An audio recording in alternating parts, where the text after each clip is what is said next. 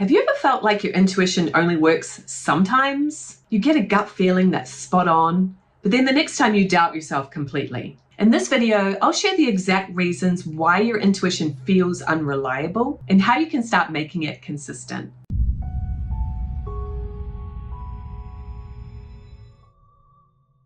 One of my Psychic Gifts expansion clients, Tracy, went into the class with high expectations. She wanted her psychic abilities so badly. And as she went through the 5-week program, she actually started to acknowledge and realize that she was already much more psychic and tuned in than she realized.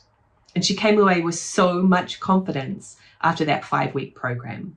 Everyone experiences intuition sporadically at first, unless perhaps you were lucky enough to be raised by parents who helped you to meditate every single day. The reason it feels sporadic is because we're not practicing consistently. We're not using it. Society doesn't value intuition and feelings, and so you kind of learn to suppress it, ignore it, not pay attention to it, or even worse, tell yourself you're wrong and talk yourself out of it. But the reason, like my client Tracy was able to shift from getting it sporadically or not really thinking she was psychic to really having confidence and trust in her intuitive abilities was that she was practicing consistently every day and showing up to our class every week. But I'd love you to realize that you are actually, just like Tracy said, you are more intuitive than you realize. So try this with me. Close your eyes and take a few deep breaths and relax. And put your hand on your heart and call your spirit guides close to you. And remember the last time your intuition was right.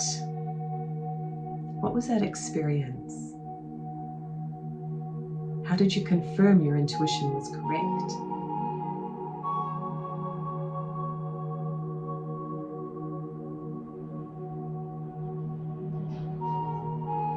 I'd love you to share that experience below. Your intuition already works. It just needs practice to show up more often.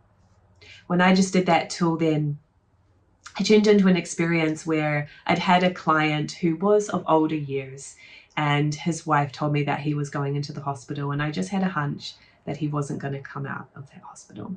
And it was several weeks before he actually did transition and pass on. But I immediately knew. And probably that intuition was very clear because his soul had a plan, right? And I was just tuning into that and receiving it. Now that is something that a person could think is tragic. I don't want to know that. I hope I'm wrong. But because I'm relaxed and just was willing to receive that without any judgment, then it did turn out to be correct. And what was your experience? In those times when you're not trusting your intuition, there's two main reasons why your intuition feels inconsistent. Sometimes working, sometimes not. The first one is because of an emotional state. So grieving would be a good example of that.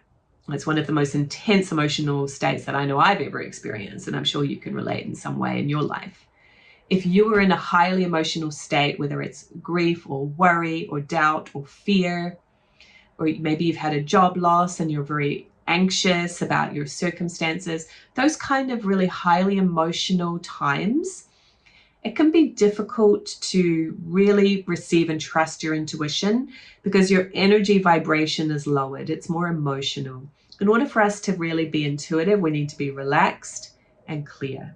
And then the second main reason is just your energy management, right? Maybe your body is sick. Maybe you're just overly tired, you're drained, you're overwhelmed, you're fatigued. That is when it's also more challenging to tune into intuition, right? Again, it just sort of lowers our vibration, and there is a strong soul-body connection, right? We can't deny that sometimes our body is experiencing things that makes it more challenging to get that soul level intuition. But there is a tool that can help you with both of these. If you've ever experienced that where, whether it's on the emotional side or the physical body feeling more drained and tired, there's a tool called spiritual cleansing that can help you raise your vibration in those moments. And you don't have to be feeling bad to use this tool. It's going to always help you to be more clear, more focused, and more connected with spirit and your own intuition. And it's called the Spiritual Cleansing Technique. This is a powerful tool, but I love to give it away for free because I want to help as many people as possible to be more relaxed and clear in their life. So this is my gift to you. You can go to communicatewithangels.com/cleansing and watch a free training video on how to do this incredible tool in your life. It's simple, but powerful. So what are some other reasons why your intuition may feel inconsistent? It could be that you're doing a lot of overthinking, right? We have two parts to our nature: feeling, which is more intuition, and intellect, which is more thinking. And if your thinking is taking over, it's going to crowd your mind almost. It's going to get in the way of your intuitive guidance just popping in, because that takes being relaxed and noticing your feelings. Another reason is that you don't have a clear system or practice. If you are just trying to do this randomly, you will probably get sporadic results. It's really, really helpful to have a step-by-step pathway and simple tools that you can practice in the correct order of things that will really help you to enhance things. You don't want to be random. Another is lack of trust. If you're always doubting and second guessing and talking yourself out of it, you're really going to stymie that intuitive development, right? We want to have a practice where we learn how to, I call it feel, think, act. Feel, get the intuition. Think is naming it, and acting on it is doing something with it. Now that sounds really simple, but it is much harder to put into practice than it sounds. How often of the time are we not acting? We're procrastinating, or we're overthinking, or we're acting without thinking. We really want to be in that flow of feel, think, act.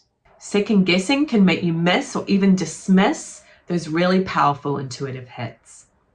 So what are some ways that you can develop a good, consistent practice for your intuitive and spiritual development? Number one is create space daily, even if it's 5 minutes. I like to do this in the evenings, and I do a little bit in the mornings as well, but evenings is more my time for intuitive practice. I work with my angels, I get a keyword, and I spend time meditating on my day, what I learned from my day, and also any other insights that might come to me that are really valuable for my life. But if you don't create space or time for that, it's not going to happen, right? Let's be honest, life is busy. Number two is learn to ground yourself. And again, I recommend the spiritual cleansing technique. There are other ways of grounding and raising your vibration for sure. But I've never encountered a technique that works so quickly and as effectively as the spiritual cleansing technique. So start doing that technique throughout your day. When you first wake up in the morning, before you go to sleep at night, so that you're relaxed and clear throughout your day. Number three is to record your intuitive hits. Start a journal where when insights come to you or pop in your mind out of nowhere, you actually acknowledge them, pay attention to them, and write them down. This can be a really powerful practice because it's so easy to forget or dismiss or talk yourself out of it. If you actually start a practice of acknowledging and writing them down in a special journal for this practice, you're going to look through those pages and be absolutely amazed at your own power and wisdom. And of course, you have so many angels and guides helping you with this as well. Number four is practice with intention. Again, if you're doing this randomly, it's going to be sporadic results. Build that intuitive muscle with structured exercises to develop yourself spiritually and all four of your intuitive gifts. And number five, I think, is really the most important. And that is to have community and guidance along the way. For some reason, people have started to think that spiritual growth is a solo activity, right? Doing solo meditation or yoga or things like that. And there's power in that, of course. But what we're missing out and neglecting is the power of community, gathering with like-minded people and working with mentors who have been where you are, who have taken this process and learned the step-by-step tools that are going to help you to be most successful in your psychic development journey. So if you want those structured exercises, support from a mentor, and connection with a spiritual community of like-minded people, then I invite you to my Psychic Gifts Expansion. It's 5 weeks to unlock your 4 psychic abilities. I invite you to watch this video next, where I'll share with you how you can unlock and develop your psychic abilities in just 5 weeks, step by step. I'll see you there.